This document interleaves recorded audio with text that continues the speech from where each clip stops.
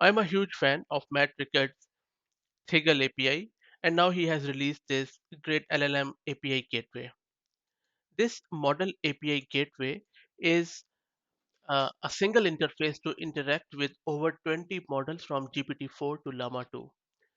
This is primarily a universal API endpoint that can be called with a simple HTTP request or a zero dependency client library in Python, Go, or TypeScript.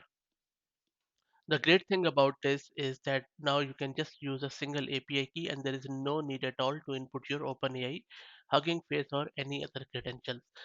This is groundbreaking because jumping from one model to another is a pain in the back. So I believe that if you are playing around or dealing with different LLM APIs at one point in time, this could be a real lifesaver. Now, I will drop the link to this GitHub repo in video description so that you could read more about it and know about its implementation details.